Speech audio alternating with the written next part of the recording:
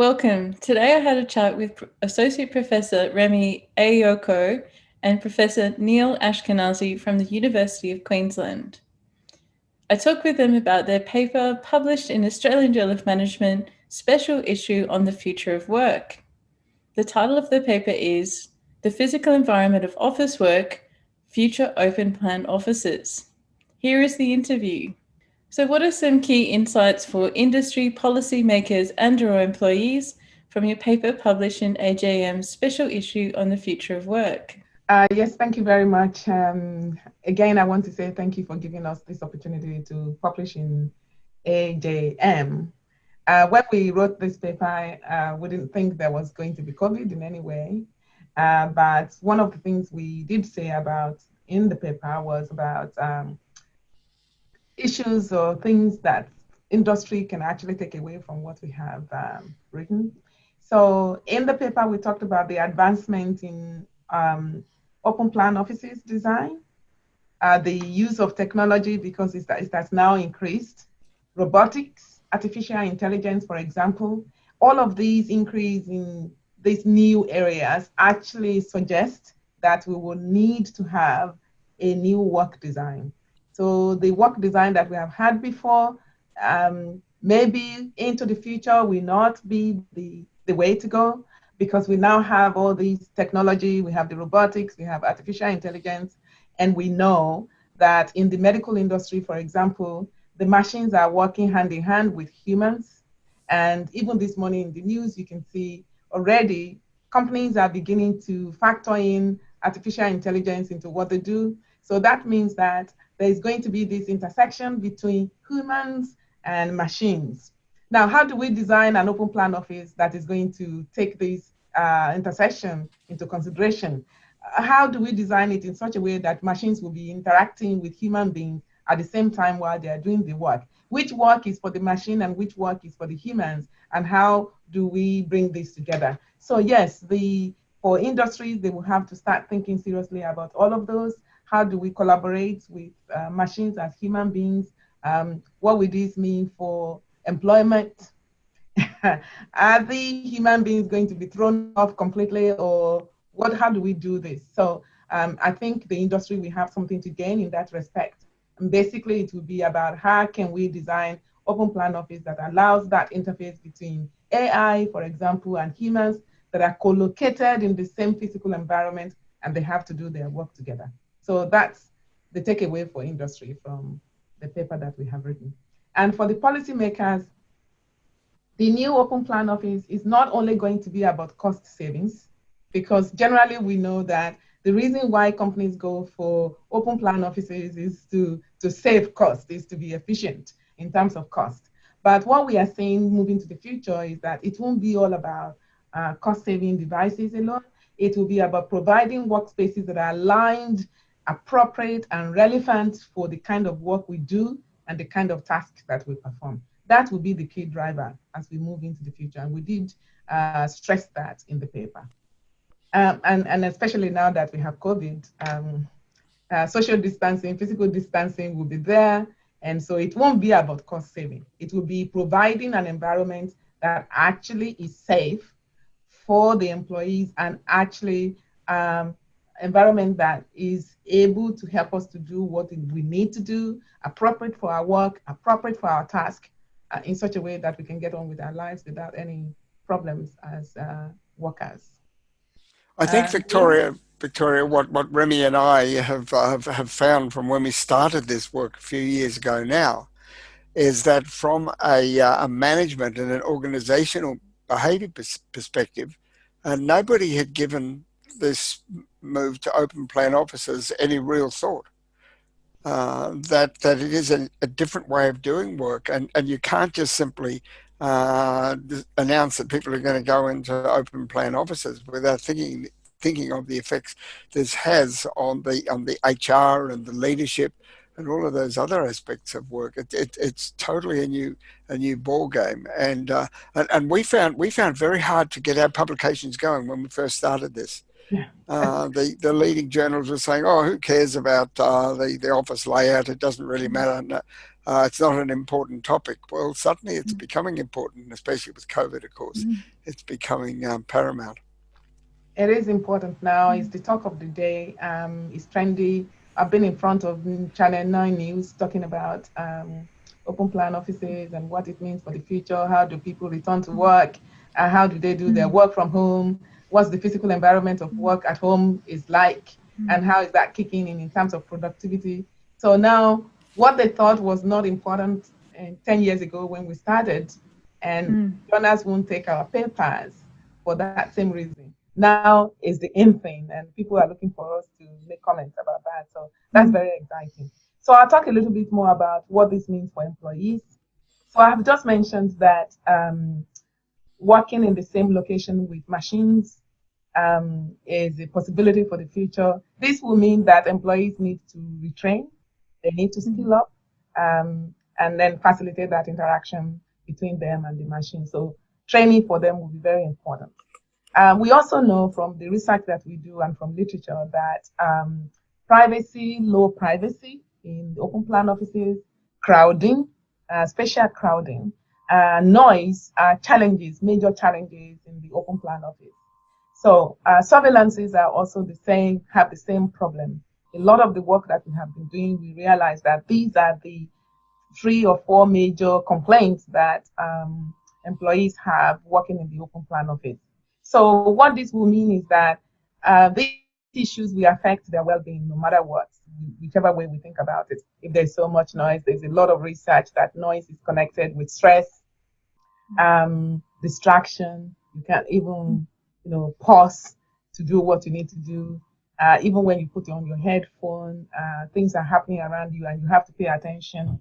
So if these things get overwhelming, I think employees need to know that they need to use breakout rooms, movable desks, bench layout, and other room dividers to be able to, divide what they need to do, structure their tasks in such a way that they don't need to feel overwhelmed. So if you need to use a breakout room, please go for a breakout room to minimize the effect of noise on you. And in my organization, for example, I've been doing workshops with people who are moving to open plan offices, and I've been advising that they use noise absorbent as dividers. So then the noise from everywhere in the room is not too confronting for employees. So it will be important that employees take note of this. The open plan office will stay. And so I hear all these things that, oh no, maybe it's going to be scrapped altogether. No, I don't think open plan office will be scrapped altogether. It will reinvent itself. It will metamorphosize, but it's not going to go away. So we will have spaces where we have social distancing, the way we organize it. There will be people coming in to work in shift mode, some in the morning, some in the afternoon, to get work done. We will have to do something with air conditioning so that COVID is not hiding there or any other viruses are hiding there. We have to do something about that. But I don't think open plan office will go away completely. I'm sure that once the COVID is over, we'll move back to the offices, but it's not going to be the same. I read an article just a while ago of that employers are finding huge productivity increases are happening with people working at home. They no longer have to commute, especially in big centres like Sydney and Melbourne, where people are commuting on average 90 minutes, 3 hours a day. Well, now they're working for those 3 hours a day. So there's certainly going to be a lot of changes. But in the end, human beings crave getting together, social interactions. Loneliness has been a huge problem since the COVID has started. So once we go back to normal, once the COVID, whether it'll go away forever, I don't know. But once things settle down, we'll go back to a new normal. But there'll always be occasions where we want to or we need to get together to work. Yeah, so that would always happen with open plan offices. People would like to come together already.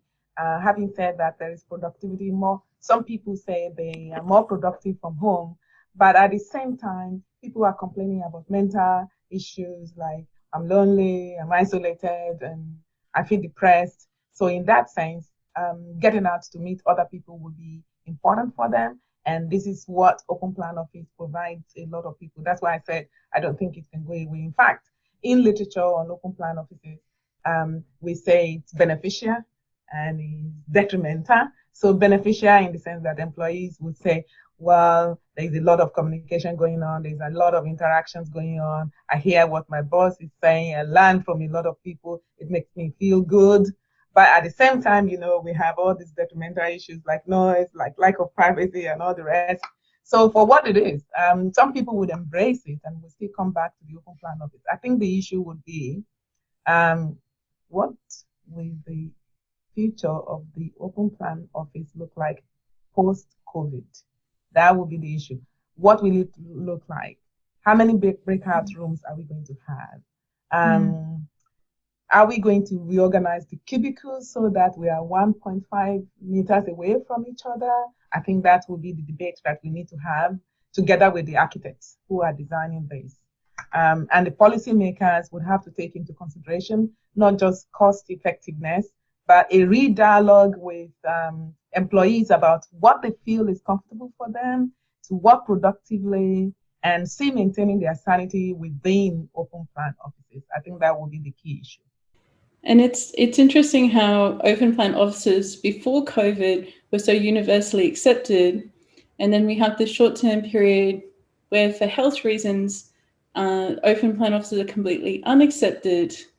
But as you say, we will move beyond that, and we will evolve into new ways of setting up offices. And as you say, open plan offices are going to be there.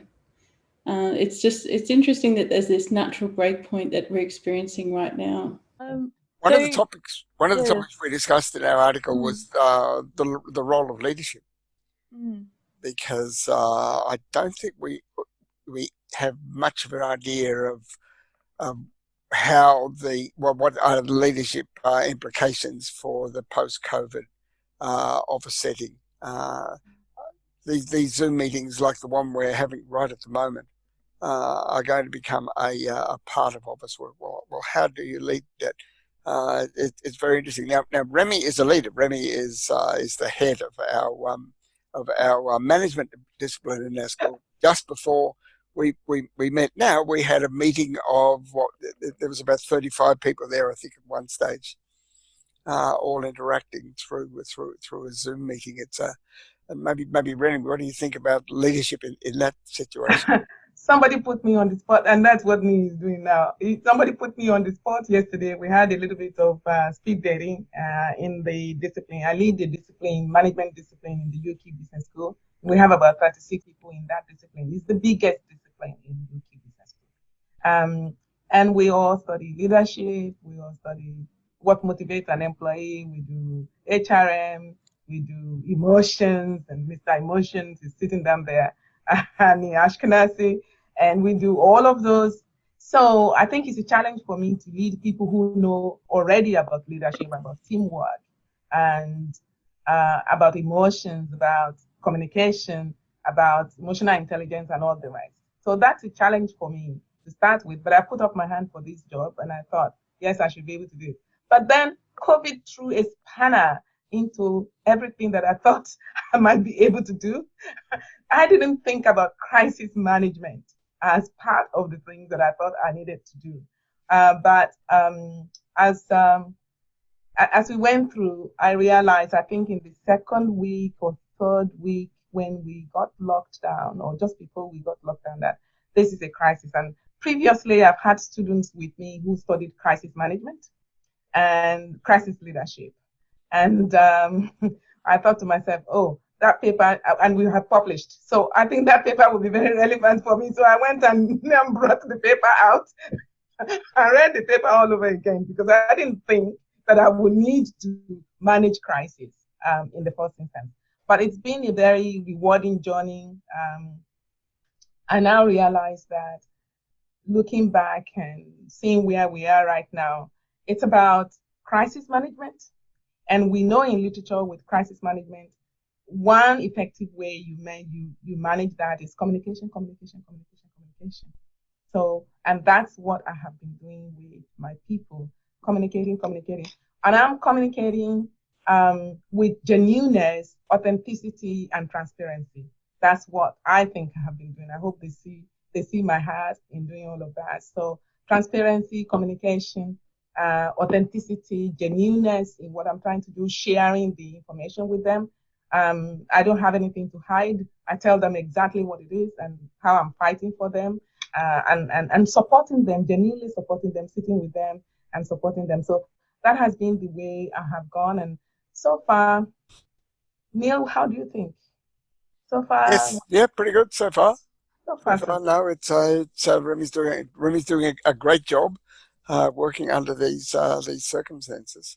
Yeah. I should add that a major factor in this whole process is that of trust. We have a very active trust research group at the University of Queensland in the Business School, and trust is emerging as a critical aspect of managing in this post-COVID area, and how we deal with crisis situations.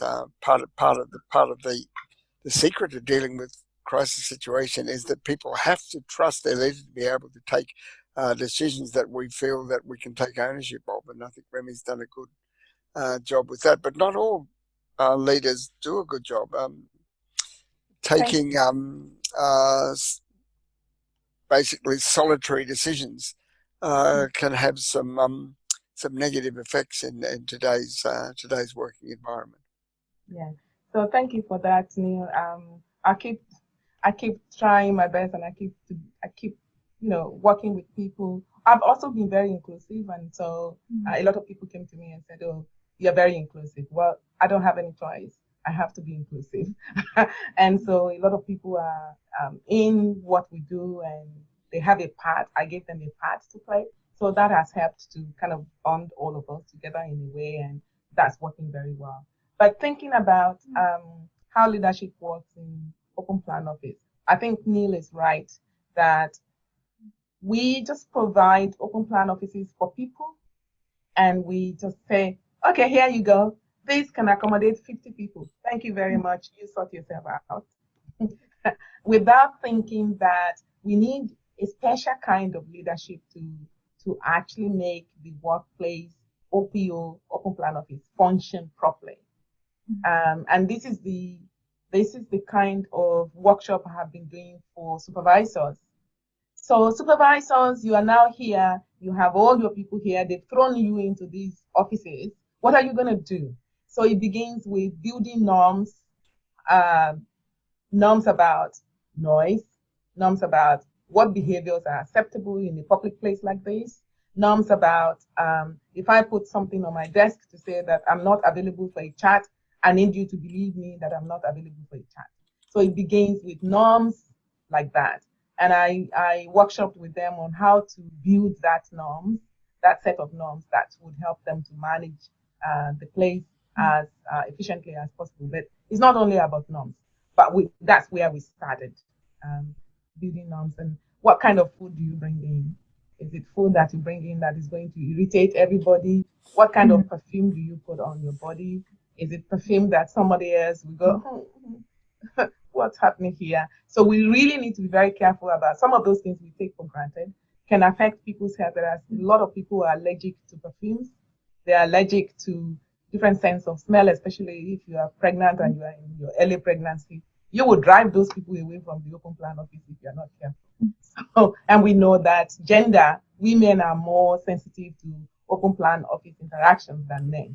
So these are the kind of things that I'm teaching them or I'm workshopping them on in terms of how to supervise people in open plan offices and how to lead people in open plan offices. So that's where we're at with leadership of the open plan offices. Turning now to the work from home situation under the COVID-19 period, it's interesting that supervisors have to then be trusting people to, be working at home. This is quite an interesting piece of this puzzle. So the pre-COVID-19, the supervisors could see their employees, they could see them in the office, and they could know that they're working. But now they have to trust them that they're working at home. during this pandemic. And so this is a real shift. It is very different. Yeah, it is interesting you are mentioning that, because in the paper we talked about there would be some flexibilities around work and how work is performed. In fact, OPO itself is driven on technology. So if you go to companies like KPMG and Telstra, for example, which I've interviewed all these officers in these two companies. The open plan office is technically built on the back of technology. That's assuming that technology does not fail. So you can be anywhere, you can print anywhere, you can work anywhere. It's all technologically driven. Now, in the paper, we did mention that. And what happens is that allows a lot of flexibility around where you work. So you can work in a cafe, you can work from home, you can work under the tree, you can work at the beach in the morning, whatever suits you, as long as your internet is on, you'll be fine. We didn't realize that COVID was coming, and I said to myself every now and again, it was like we saw a crystal ball when we were writing this paper, because we didn't know COVID would be there. And suddenly we were thinking this flexibility around work will be something like 5 years' time. But no, boom, January 2020, our 5 years was fast tracked to 1 month. And so all of those things are happening. And I guess one of the things that we referred to in terms of flexibility is the fact that managers can no longer say, except I see you at work, I don't believe that you are working, because that's not going to happen.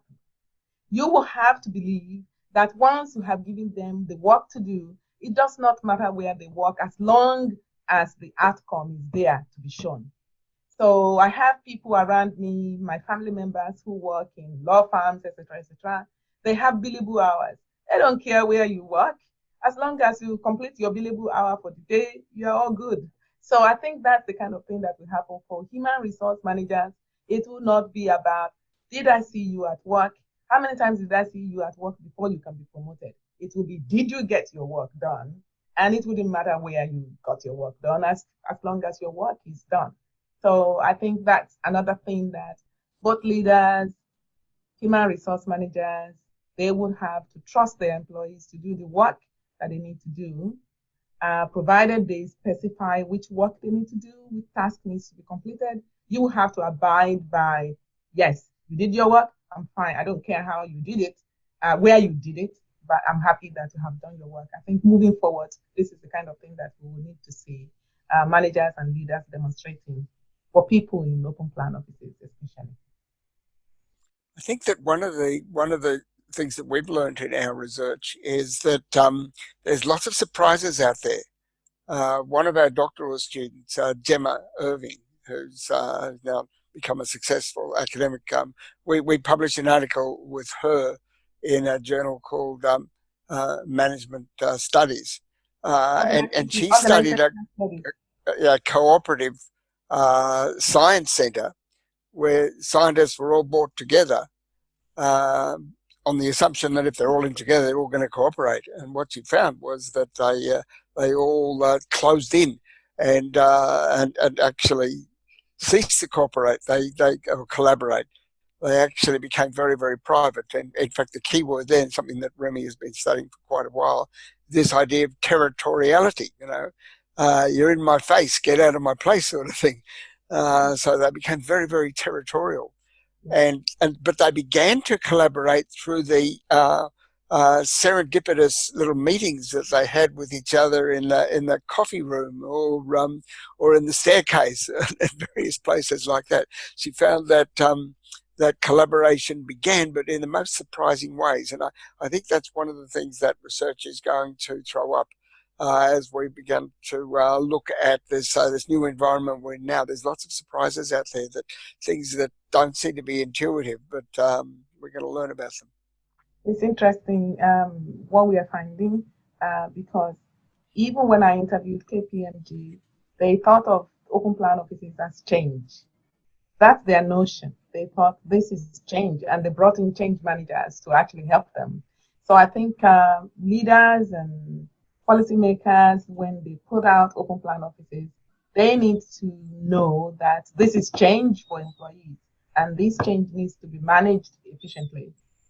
Because of course people get territorial, as I said. That's the other side of my research that I do. And we had another PhD student who actually worked on territoriality and workplace change in that sense. The issue is when you have mergers and acquisitions, people refuse the change because we never realized that they didn't want to leave their workspaces. That's why they are resisting change. So change resistance is linked to employee territoriality. At the end of the day, we've never connected that until other PhD students, Mama Kroma, actually did this PhD. So it's a fascinating area. I get excited every time I think about it. So, what are some future research directions suggested from your paper? In particular, where do you believe that the research is going into open plan offices? Open plan office has always been for a very long time. So if you go to environmental psychology, you will find open plan offices or physical environment of work.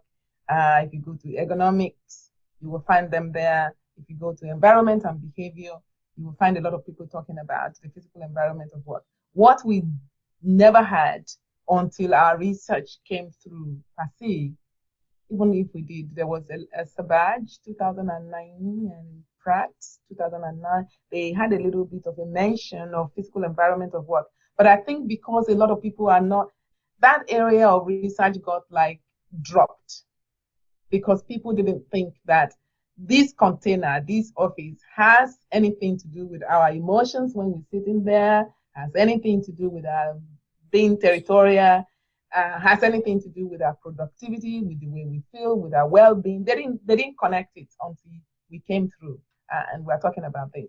So I think moving forward, even though we said it's green, it means that there is a lot of other research studies that can be linked to space. So moving forward, for example, in my own case, I'm now conducting a research on what's the impact of COVID on the physical environment of work at home, not necessarily at work. Are people territorial at home, given that in my own case, I had my husband working at home, I had my daughter working at home, I had two other people working at home at the same time with me.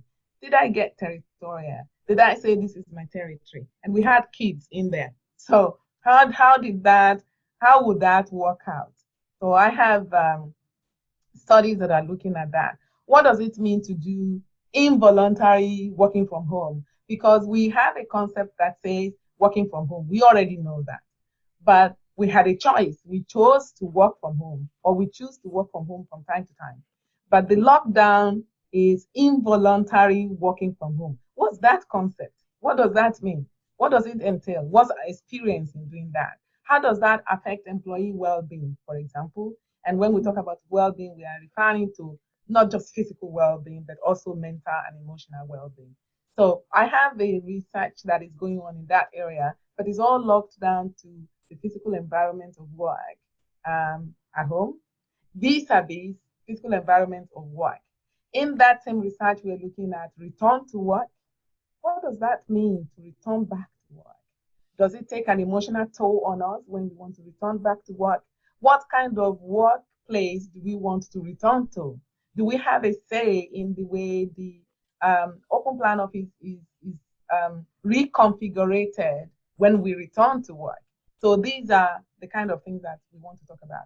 And now you're talking about just research about physical environment of work. What about physical environment of teaching spaces?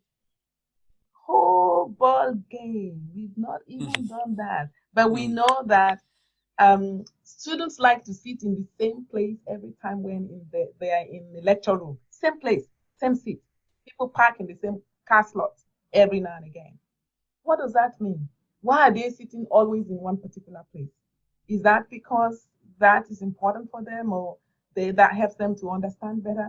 We've not factored that in at all. There's a huge, we're just scratching it on the face. There's a lot of research to be done in that area. So I guess if you ask me, there will be a lot more. There's issue of sustainability, for example. How sustainable is an open plan office?